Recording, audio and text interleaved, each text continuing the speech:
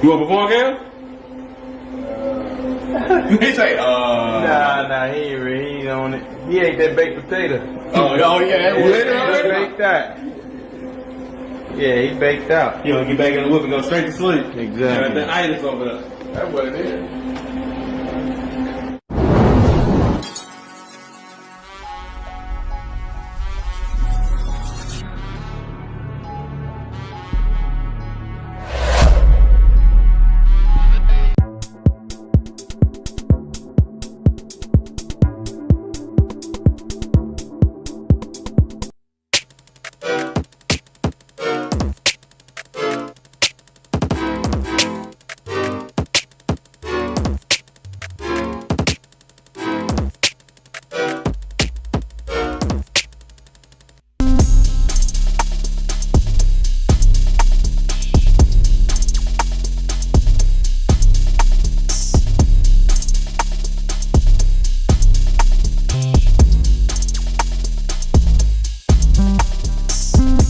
My name is K-Bay. I've been interviewing people for the better part of 3 decades in my city. I've spoken to the best. Why? Because I love to hear the stories behind the musician. Who is that person? What do they represent? Do their actions mirror their words? Why or why not? Everyone has a story. I'm not here to judge it. I just want to hear you tell it. So I love showcasing. Like I said, I spoke to the best in my city. SP Thursday, been putting it on strong. You can see how we represent in Pittsburgh. But I want to know, who's the best in your city? Tap in, hashtag their name, so we can get them on the Tap Your Energy show. So we can speak on their energy, their music, their career. Get at me. I'm the best at what I do because I love it.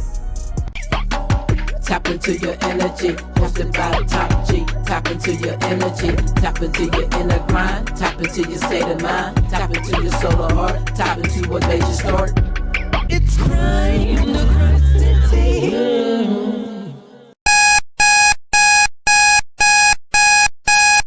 Y'all know who it is, the best in the biz. My name is K-Bay, a.k.a. the Button Pusher, a.k.a. Top Grinder.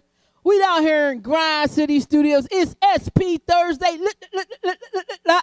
I got Jen Ether. Let's go. In the building. What's cracking? What is up, Kay? Hey, welcome It's to a Grind pleasure. City. Hey, peace and love. Nice to have you here. It's amazing to have you here. I caught one of your journey about this book that you were writing, and I seen you go through different stages of getting this information out there. So we're gonna talk about all that. But first and foremost, go ahead and introduce yourself to everybody. Tell them who you are and what you do. All right, y'all. I am a new author. My name, though, is Jen Ether, rap artist from Wilkinsburg, PA, representing Fam Deep, holding it down for my team, Regina, Porter, and basically my whole town. So new to rap, new to being an author, but been a rapper. So that's what I do, a little bit of everything. Little bit of everything. My kind of woman. Hey, because y'all know we do a little bit of everything over here. All right, so let's talk about it. We're going to get to the basics. First of all, rap music was attractive to all of us at some point, right? I'm 53, rap's 53, right? Okay. So it's been a part of my life, my entire life. I don't know life without rap, and I'm thinking you're a little bit younger than me, so that's the same thing. But what attracted you to it specifically? Specifically, I will say probably my rebellious spirit, because my mom was kind of, she liked all pop music. So my parents are 70s babies. So coming from that era, pop music was more disco, Diana Ross and them. So my mom loves all that. But my dad, he was not feeling just the content of the rap music. And if you don't dig deep enough, then you're not going to get to Public Enemy and this and that. So he was really just seeing gangster rap like, you can't listen to it. So it was my rebellious spirit to be like, no, I like this. And I happened to have a friend who was right across the street, white boy, and he was allowed to listen to rap. He was allowed. So we kept this a deep, dark secret. We're going over to Chris's house. We're going to do marshmallows. We're really listening to rap. Jenga Dad. Jenga Dad. Meanwhile, We listen to Bone Thugs and Right. Harmony, Master P. Right. everything. So that's Bout really, it. And then back in the day, when you grew up on the street, you'd be outside playing, but people be playing music right outside of their windows. So that was a common thing, going outside to hoop on the crate, and there's music blasting out someone's window. So that's kind of what got me into it. Correct. I love it. So that got you into the mode of it, but what gave you the courage to do it? Because this is not something that everybody could do. Everybody kind of thinks they can do it until you begin to do it and realize, hey, this is not easy. And this is a business. So what gave you the courage to say, hey, this is something that I want to do? Because of my age, I'm about to be 40. So I've had so many journeys in this. My first original rap group I ever put together was in the 4th grade. So, and we literally went to our music teacher, asked her if we could go perform for just the little classes. So we were in the 4th grade, so we go perform for kindergartners, 1st graders. So that was my first entry into being a rapper. Then, I've had other pathways, different, usually in groups. And we'll get into Regina, but I had a rap partner, my best friend at the time, and she got murdered. So once that happened, that was 2005, I basically put down the mic. But this is the time period where I started seeing you on television. Wow. So wow. I'm like going through all this stuff. I don't really know where, because she got murdered when I was like 17, 18, right when you're transitioning out of high school. I wasn't hooping anymore, so I was just kind of at a stuck point. Like, I don't know what's going on. But I would come home, I would see Grind City, I would see... Back then it was JPB. Yes, Yeah, JPB that. TV. Yeah, Yep. JPB TV. Yep. JPB. So, bang, that was kind of like my spark of hope. But then it wasn't until I got to, we get into social media, and I was researching how can I make money independent. I just didn't want a real job. And while I was doing that, rap came up. And they started talking about making money, and then I started getting into the intricacies of how to make money as a rapper, how to really get into the publishing side and all of that. So that's really what got me in. Nice. But I love the fact that you were a studier, right? You had to study the craft. Like a lot of people just kind of jump in. I'm one of those people that kind of jumped in. And I had to learn very quickly. No one's going to do any of this for me. So I had to learn all of these pieces to do the part of hip-hop that I wanted to give to you all, right? Like, people don't really understand what you seen was my gift to you all. Like, I want to give you this so bad because I believe in you. I want to see you on stage. I want to see you do it. I want you to have the courage to say, hey, my voice means something. So you almost make me cry. Oh, yeah, because that's why I'm always online like, no, you almost made me you cry. a legend. No. Like, I be really Thank you. Do I appreciate the statement, but I can't wait for you guys to become legends because when you do, then I know what I did worked, right? Yep. And I want it to work. So anywho, enough about me. You got into this hip hop thing. You studied the business. Has it worked for you? I think where we're at in music, it's like, what does work even mean at this point? Let's go. Yes. You know what I mean? So when I was coming up watching first of all, my favorite artist is Michael Jackson. Come on, man. So I still be listening. Too Yeah. long. That's my jam. He's like 5. He kills that at 5, yo. 5. Killer. We're not catching him. But anyway, you see how he had to get MJ. Yes. mini belts.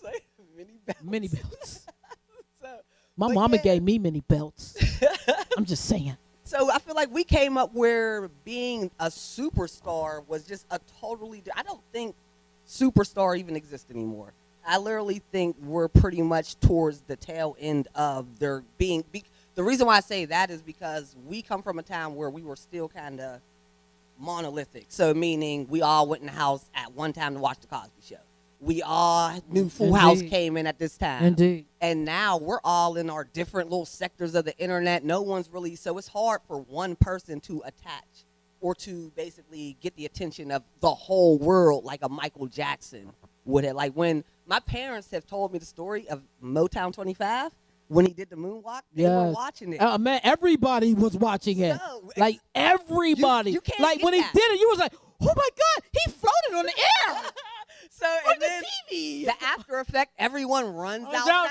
So now we're all talking about it in school. Now we don't really have that collective experience where everyone in the world saw that one thing at the same time and then now wants to talk about it. What is your definition of the work and being successful in music at this point? So my main purpose came from when I first discovered you could make money. So my main purpose was, can I live a life making, let's start at the basic, $40,000 a year doing music. Have I reached that yet? No, because it takes a lot to get there. A lot. It takes about 50,000 to make the 40,000. Yes. And write the other shit off in taxes. Yes, but you learn all that once you get deeper into it. At first, you're like, oh, yeah, that's what I want to do. But through that, that's why it's more so. Even if you listen to, I'm talking about Chloe and like the real signed artists, they're all saying the same thing. There's no money in music because they have cheapened music.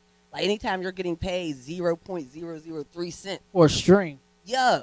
Like so, but the music is what is supposed to bring attention to you along with other parts of your personality. So like how you have this whole grind tribe, these are all different things, and the music is just kind of, it complements what you do. Right. It's like it's like your introduction now. Yeah. Before it used to be the main thing. And I used to say to young people when I would bring them into anything that I do, like, there are so many ways to get paid in this industry. No lighting, no cameras, no writing. Writing is huge. It used to be until ChatGPT. We're going to get into that. We're going to get into that. But knowing other things that a computer can't do alone. So learn computer programming. So you can teach the computer. Like, there are so many different things to get the finance that the artist has to pay before the artist gets paid. Yep. Yeah, the videographer stuff, yeah. I think it could be discouraging for artists when we're looking at the old model. If we keep trying to judge ourselves based upon the old artist model, if you get signed, you blow up, and you sell 1 million records, that's going to disappoint you. But if you approach it as an individual business, because there's so many ways. First of all, the record label used to sign you, build you up, literally like work with you and get you to a point. They're not even doing that anymore. Now they're looking for entities. Yeah, they want you to be ready. So you're going to have to learn the business anyway, even if you want to get signed. One thing I do admire Cardi B, I actually went and listened to her album after I heard your review, and it is mixed perfectly. You are absolutely right. I was like, yo, I don't know nothing about mixing and mastering, but I can learn, like, this sounds amazing. I was like, hello, it's me. When she came to the block, that's when pregnant, selling her CDs. Come on, that's some hip hop shit right there. Incense and doing these too, like, oh. That is the grind. That is the hip hop shit right there. And what she said to the entire industry was, "This is how you get it from the mud." Shout out to Jen Ether over here because she put it on there. It made me pay attention to her grind again, and I said, that's my grind. And that's going to become our grind again. Yep. Got to get out there and touch do it again. The people again. We thought we was cheating the system with that uploaded and, we ain't got to do nothing. Like, no. They cheated us. They got paid. They did. They sold us out, too. Quick to the computer. Yep. Hey, we're going to take a break, and when we come back, we're going to talk about her book. Chat GPT for me. For me. It's for me and you. And you and me. We can all use it. We can all use it. We're going to take a break. We'll be right back. This is Grind City, SP Thursday. Morphing into Grind Tribe. Y'all don't even know. It's coming crazy. G-Trap TV's coming. It's coming. We'll be right back.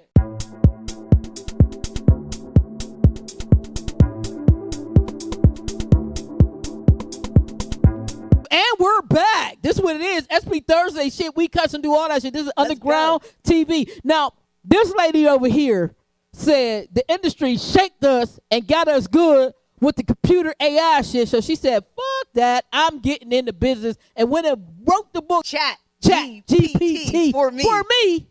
And you, she wrote the book to get back at them. So tell them, first of all, what the book's about and how you associate it with the music. All right. So the book, basically the book is to teach you how to talk to AI.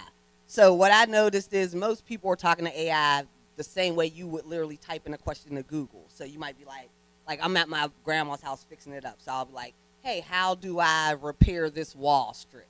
And then that's it.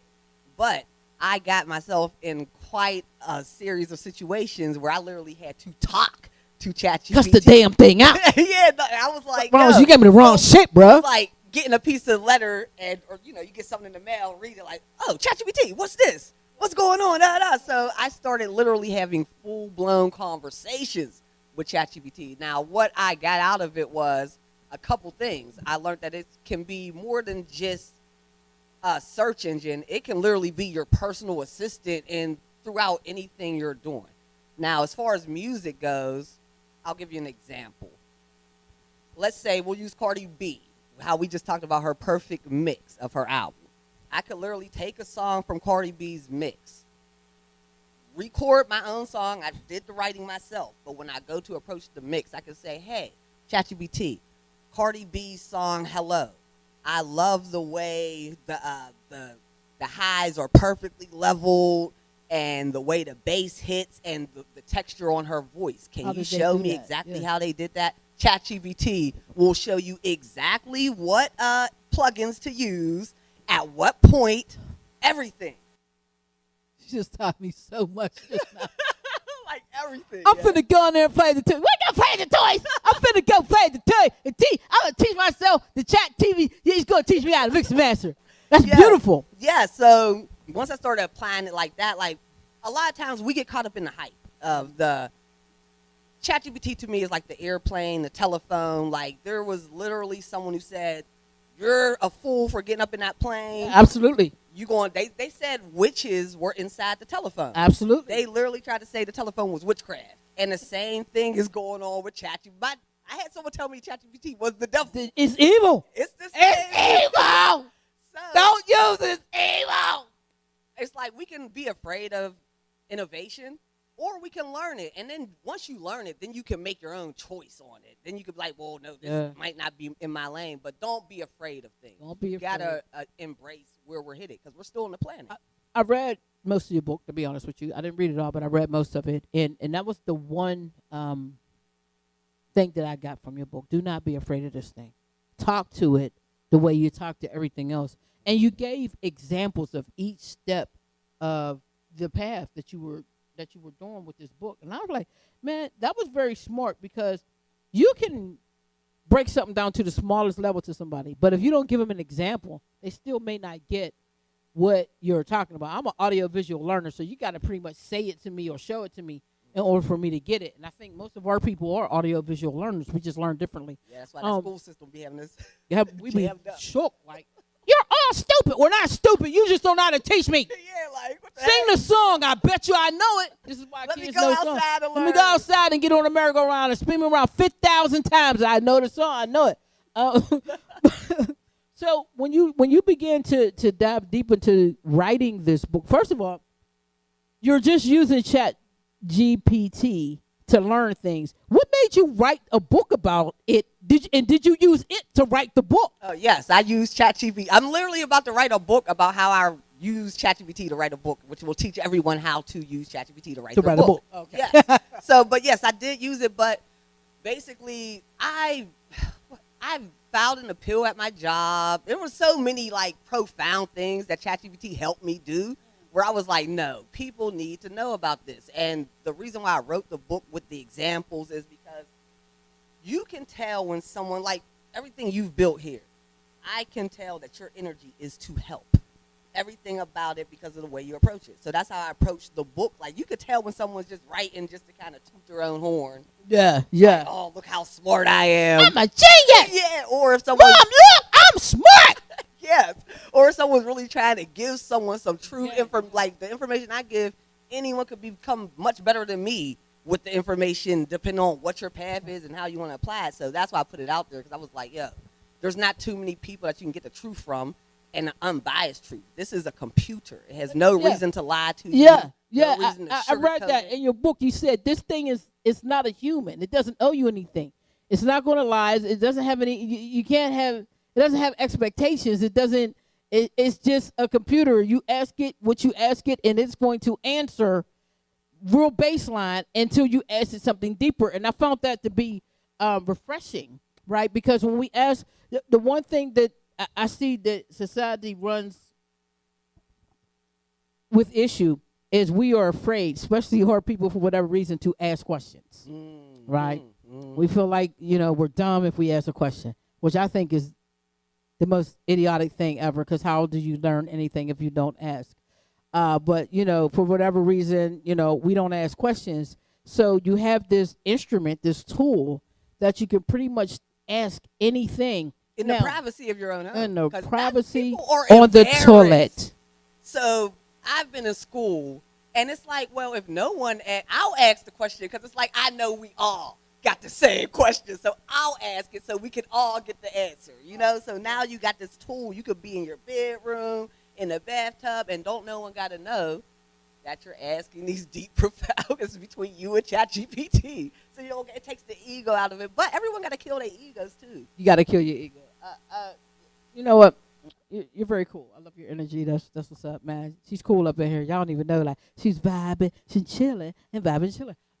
And she used this ChatGPT to write the book. Now, the way did you put the book out was kind of like donation based, right? Yes. Why did you decide to not seriously charge? Back to the really giving back, and like even I had a list of people. Like, there's a list of higher up influencers that I'm giving the book to for free, and then there's a list of like people that I just see on a grind that I gave the book to. Because one thing I've learned about abundance and the energy flow of money, if you hold so tight on to things, then it's hard for you to get the energy back. So that's the reason why I said, listen, I wrote this book to help, so I'm going to put it, and I wrote the book to make money because I was in a bind. Keep it 100, yes. And there was no Nate to call like Stoney did and set it off. I was in a bind, and Nate was not there. Nate! Nate, where you at, Nate? Chat GBT, where's Nate? Where's Nate when you We need don't him? know. So, yeah, no Nate. So I wrote the book initially for money. Then I got into the process of writing a book, and I tried to cheat.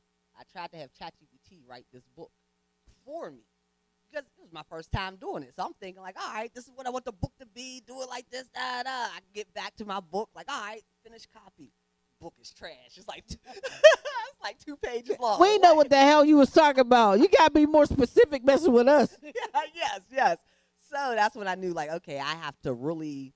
And that's the thing with AI. A lot of people are going to try to cheat the system like I did. And you're going to see trash results when you do that. You have to give, if you want it to do stuff for you, you got to give it yourself. So that way it can transform you, or you're going to sound just like anyone. There's a lot of people using AI and they sound just like the next person. Indeed. So, I hit the wrong button. So let me cap so basically, go ahead. just to make sure y'all are aware, when you do purchase, if you go online and purchase the book, it is $10, or you can get the free copy and donate. You can donate more than the $10. But, yeah, it's basically a labor of love and just putting it out there so people can get some. So, I got the web version of the book. There's a physical copy of the book that I could get, or no? There will be one in a couple weeks. I got to find the time to go upload it. But, yes, there will be a physical copy of the book coming out in about 2 to 3 weeks. I want a physical copy so you can sign mine. Oh, yeah, I'll be bringing it. I know where you at Yeah, now, so I'll be knocking on this door. Grind Tribe. Up in here. Just rebranded Grind Tribe. Yes. Baby. We're gonna take another break. We'll be back. When we come back, we're gonna talk about her music, like get into her music, her group, her fashion. Like, she does a lot of stuff, y'all. Man, this is a grinder over here. Hey, y'all know who it is. Top Grinder. We up in Grind City Studios. Yeah. SP Thursday will be right. Let's go.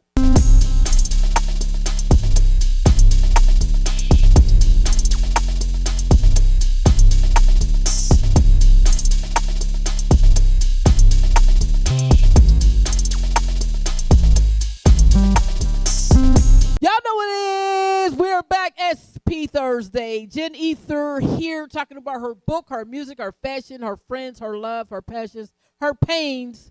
We getting into it right now. Let's go. So, you make hip hop music. Yes. Yes. And you have a group and a foundation. It's more of a foundation than a group. I would say Fam Deep is Well, let me break it down. Break that down. I've been rapping, like I said. I started in the 4th grade. Then hiatus. I come across my friend Regina Porter. I meet her when I started playing basketball for Wilkinsburg High School. Lady Tigers, stand up, y'all. Hey, we in here. My friend Mark seriously used to play for the Lady Tigers. Oh, yeah? Mark seriously was one of the illest players on the Lady Tigers. Okay. Y'all, she's in y'all history books. Okay. Yo, she used to kill us. Anyway. Lady Tiger, we got some good history. Oh, yeah. Yep. But yeah, so that's where I met Regina, and we kind of bonded over like our fashion, our club, being two girls who were in that tomboy aesthetic, and then we started rapping. So that's where, but the Fam Deep thing comes from Regina. So that is basically Regina's legacy. So ever since she's kind of passed on, I got it tatted on my hand, and I've kind of been like the holder of the light, to make sure that it never really gets burnt out, which is why I got Fam Deep. I got Fam Deep tatted on my hand when I was watching you, but I wasn't rapping. Period. If you love your brand, you put your brand on you. Period. That's how we get down. So yeah. But it was my reminder to let me know that even though I'm sad, I'm depressed You got because my something to do. homie is gone, I still know I got to come back to it. So your homie passed in 2005. And she was taken away. Yes, she was murdered. She was murdered. Did they find the person? Yeah, it was super, super dramatic. Basically, how I ended up meeting Kay through another friend. Mm-hmm. But Kay was older than us. So we are like, Regina's 1 year younger than me. I probably met she when I was like 16. So we met Kay, but he was older, and he knew how to rap. You know what I mean? We knew how to rap, but he knew how to rap. He knew how to do stuff that we couldn't do. Right. So this is to the point, like, we're taking, the old school recorders that you hold with the handle? Yeah. Okay, so we're going to the record stores. We're getting, back when you get the DVDs full of mixtape beats, instrumentals, so we're grabbing those. We're collecting beats. And Kay was the one that showed us that all we had to do was get a boombox, put the CD in, press record, and then take the other recorder and hit record. So now we're making these mixtapes. Oh, on this man. recorder. He had y'all cheating for real. He had y'all cheating. He had y'all cheating for real out this mud. But this is what was building our grind, because now once you get to a real studio, you're going to be a beast if you was because we were making full songs doing this, and our songs sounded good. So that was pretty much how we knew him. So in hindsight, now that I'm older, I'm like, yo, this fool was like a manager. So when he ended up murdering Regina, this was happened on Easter Sunday back in 2005. And he was supposed to just be taking her out. He wanted to invite her to Easter dinner. Regina got plenty of people that Regina was super popular, full of life. Everyone loved Chief. So she was like, I already got plans, not being mean, but like, I'm doing something else. I guess he snapped, and he ended up murdering her and my other friend on Easter Sunday, 2005. So from there, right before then, and I might actually have to come talk to you about this, because I still have one last album that we made like 2 months before she passed. And I haven't done anything with it yet. Yeah, it has to get put out, but it has to get put out right. Correctly, yeah. Yeah, the mixing and mastering has to be done correctly on it. But yeah, so basically from me losing her, that put me into like a very deep depression. But imagine. It was really about like making sure that Regina's name, because she was brilliant. Well, I need to hug you right now. Thank you.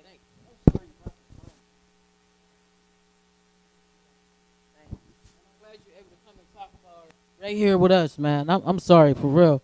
I mean, I've been other places, but I was like, if I'm going to tell this particular story, it got to be with someone that I trust to I hold appreciate you, man. Exclusive. Thank you, man. Yes, but as far as who Regina Porter was on her own, like fashionista, like everything that we're doing right now, as far as taking the pictures and doing content, getting dressed, she would have ate all this up. Yes. So it's kind of like, you'd have been here. Yeah, this would have been you. Yes, and we would have been on. I think we were trying, because Kay was trying to get us here. Right before all that happened. So basically, the Fam Deep name is like, even with my rap name Jen Ether, it was me, Kay, and Regina who sat down together, because I didn't have a rap name. So one day we're sitting in Oakland at his uncle's place and we're rapping, but then they're like, all right, you need a rap name. So I'm like, all right, but I don't know what's going to be, what we're going to do. So it was literally the dude K was like, we got to make it off of your name, Jennifer. So we start spitfire. And we finally get to Jen Ether. Wow. And then we just kept saying it, like Jen Ether. And it was like, yo, this is the name. So my rap career is filled with turmoil. You know what I mean? It has a lot of things that could make me want to keep going and a lot of things that could make me quit. say I don't want to keep going. So why did you choose to keep going? At first, my sole purpose was just for Regina. Then I got to a point where I realized that's not enough. Like, you can't just live out something for just someone else. You have to have your own reason for doing it other than just that. Drive, right. So then once I started getting into that, it was about my expression. So I can really release, like, this is like my therapy. So that's why my music, as much as I would love to put out an album, and I'm going to put out more fun songs, but a lot of times I'm getting in there and I'm really bearing my soul. Yeah, like I'm really putting it all on the track. I mean, like, there's absolutely nothing wrong with that. I was talking to an artist yesterday, and she was saying how she has a lot going on in here, and I said, sweetie, you're dope at rapping.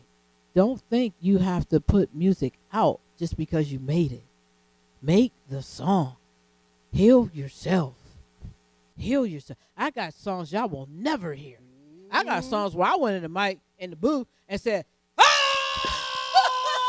for 2.5 minutes straight over the dopest beat ever. Okay? And when I was done, I was crying. Right? Right? You know? Yep. What the fuck song was that? That was Yes, that was that song. therapy. It was therapy. And I think that's the part that hip hoppers forget to use. Every other genre of music uses it as therapy. You can have a sad song, yeah, I miss you so much song, and everybody's singing their head off, and that's fine. But if you do it as a rapper, all of a sudden there's a problem. Yeah, you're a simper or something crazy. And women used to be the ones who would do it first. We would have those emotional songs because we are emotional beings. And now hip-hop has hardened us. But that's another thing, not to keep blowing Yeah, Cardi let's B go. up. But that album, Woo. you felt her like you knew what she was talking when about. I'm telling you, when I sat back and I listened to her album, I said, besides the word bitch she uses 9,000 times, this is a grown woman's album. Yeah. A grown woman. It ain't for the little kid. A grown woman is spitting this from a grown woman experience. Every grown woman can identify with something on that album. There's certain approaches you have to have. This one I knew she was a genius. Yeah. When she said the Uber driver kind of cute, I said, yo, she know what she's doing because now The she's Uber making driver. the Uber driver Come on. feel good. No, he's popular. Wait a minute. Bitch, you don't catch no damn Ubers. But she got you thinking she catch an Uber. And she might hop in one.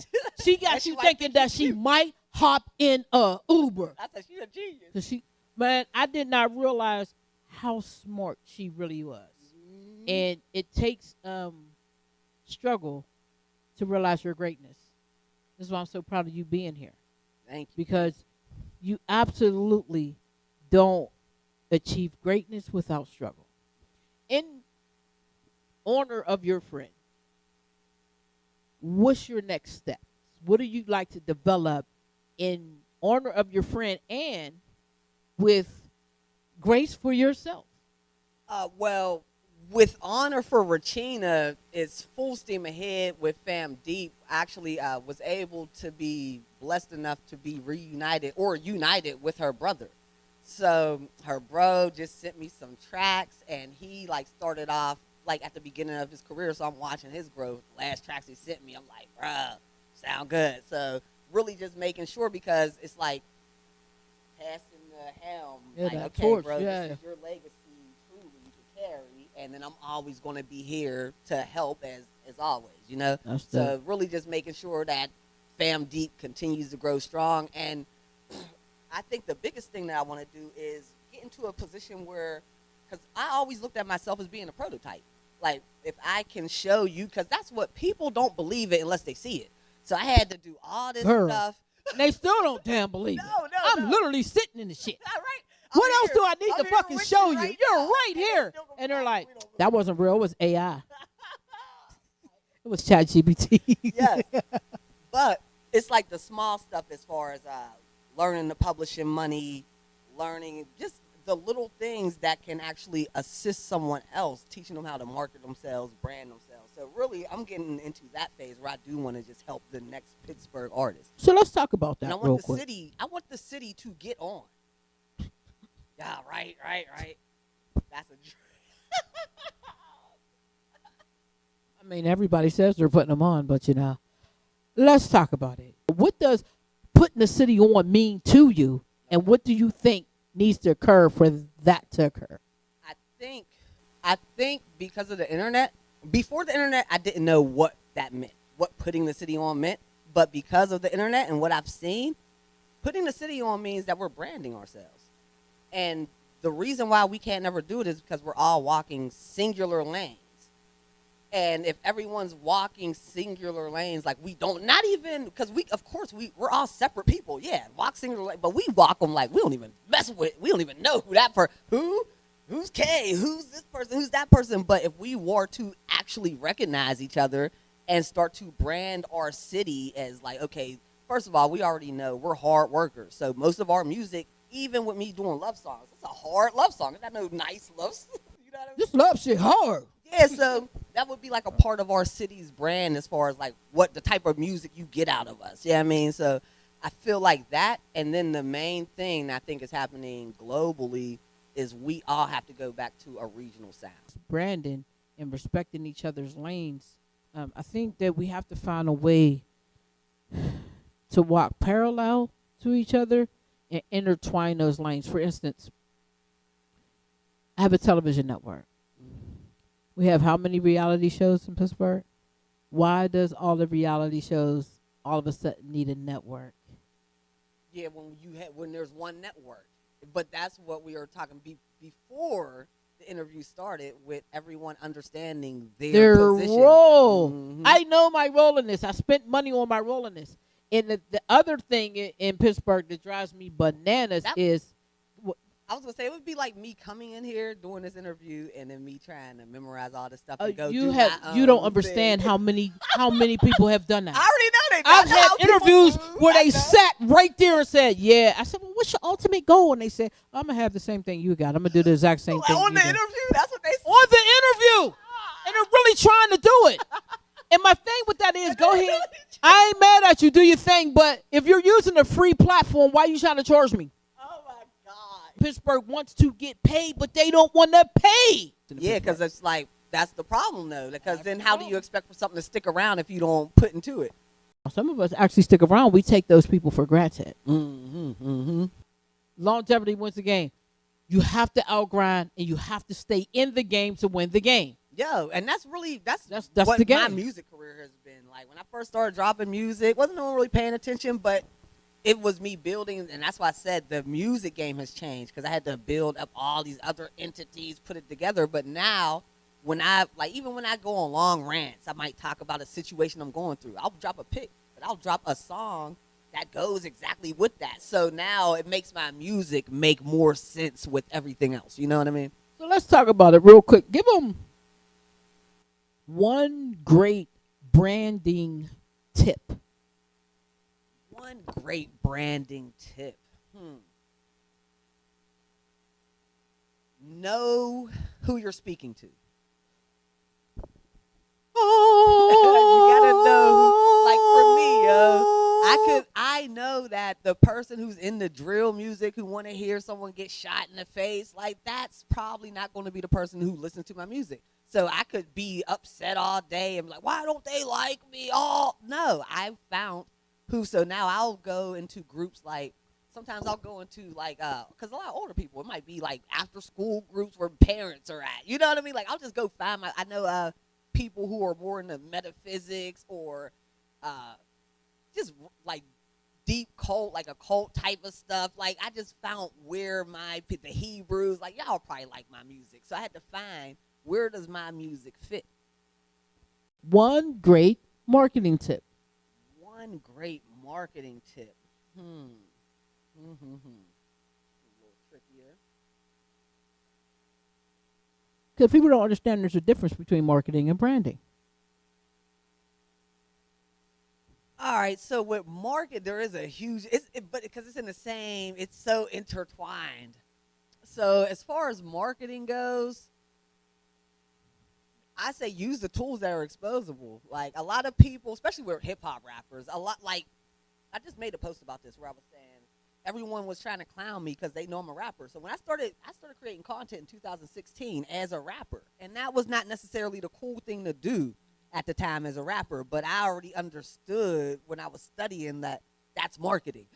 Like, so I need to put myself out there. So I know we all, and you can put yourself, it's you. Like, you have the control over what you put out there. So you still can be whatever your image is for your brand, but you do have to use these tools. So don't be afraid or feel like it's cringe to create content. So I would say that's your best marketing tool.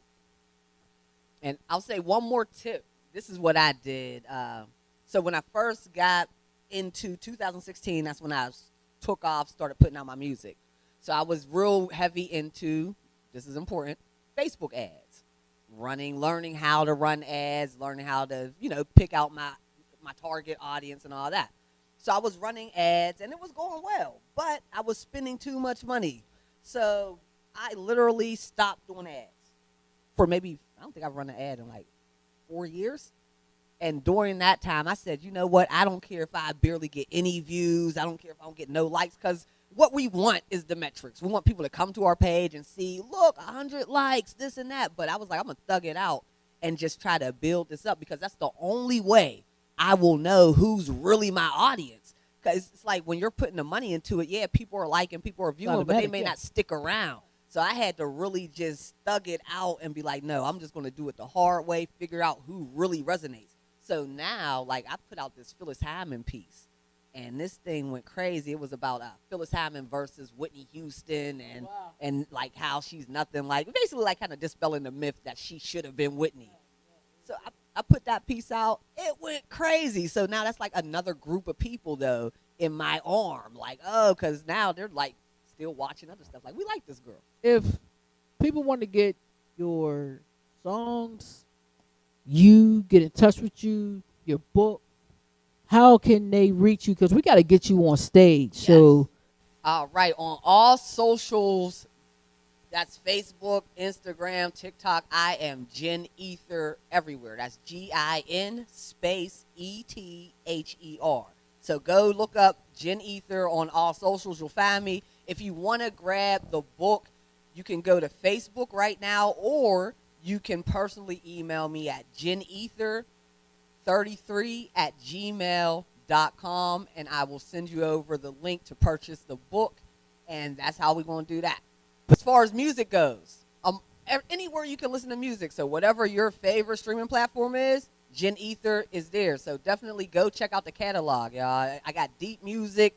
I got music. It's all reflective of things that I've been through. Some of it's fun.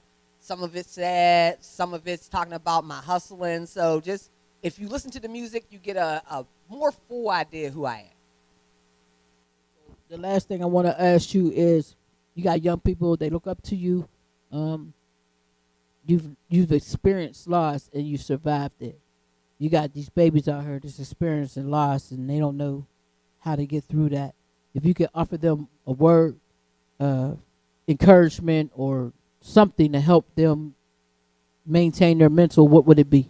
As far as dealing with loss, I would say get it out. As far as everyone grieves differently. And when you're young, you may not know how you're grieving or how you want to grieve. But whatever feels right for you. For me, a lot of times it was playing basketball, which is weird because I lost my rap partner, but I couldn't pick up the mic. So it was too painful. But we met on the basketball court. So I used that to just, okay, I can grieve through this. So I would say even pick up different things, try different things, and see what feels right to you. But the worst thing you want to do is you don't want to necessarily just sulk in it. And if you have to talk to someone, then don't be afraid to talk to someone that you feel like, if you're reaching out to a school counselor, they can point you in the right direction.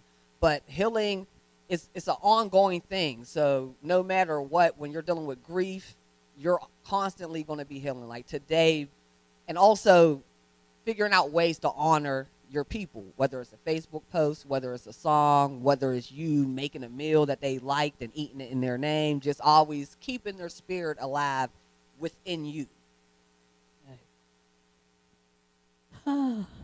Such a dope interview. Such dope advice. Jen Ether in the building, Grind City. She gonna hit stage GC because it's stage GC stage, lit time. It's go time. So here we go. We'll be right back. This is SB Thursday with Jen Ether and me.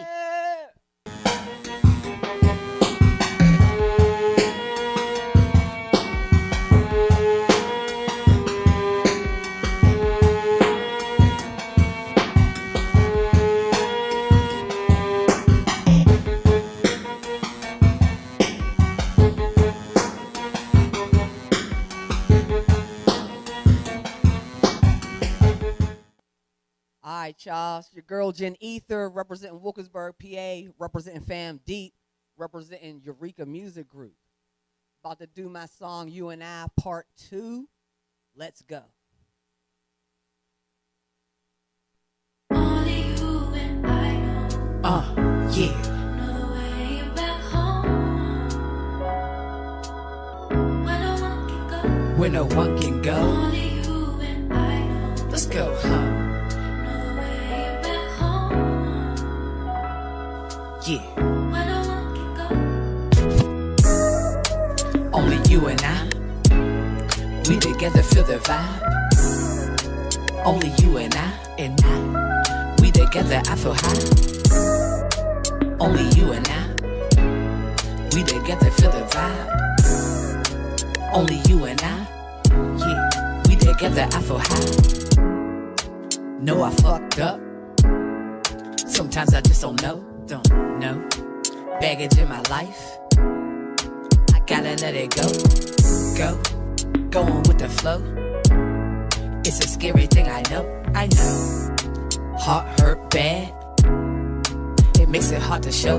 Gotta move on, gotta move past, making it last. Know what it is, I'm loving your ass. Give me a chance and gotta move fast. Just did the math, I just did the math. I see we could last, I see we could last. Let's look past the past, let's look past the past. I just did the math, I just did the math. Add it up and I see we could last. Let's go. Only you and I, we together feel the vibe. Only you and I, we together I feel high. Only you and I, yeah, we together feel the vibe. Only you and I, we together I feel high. It's a dream, is you here? When we stare, it's like we looking in the mirror. It's a dream, is you here? When we stare, it's like we looking in the mirror. It's something that we feel. It's something that we share. It's clear to see we care. Yeah, damn, that's why we here. Only you and I. Let's make a move. What you trying to do? Key to my heart. Only one I'm letting through, letting in. I'm tired of playing cool. So why you make me do? Every time I'm with you, I grow and I improve. That's the truth. Only you and I, we together feel the vibe. Only you and I, we together I feel high. Only you and I, we together feel the vibe. Yeah. Only you and I, we together I feel high. It's a dream, is you here? When we stare, it's like we looking in the mirror. It's a dream, is you here? When we stare, it's like we looking in the mirror. It's something that we feel. It's something that we share. Clear to see we care. Damn, that's why we here.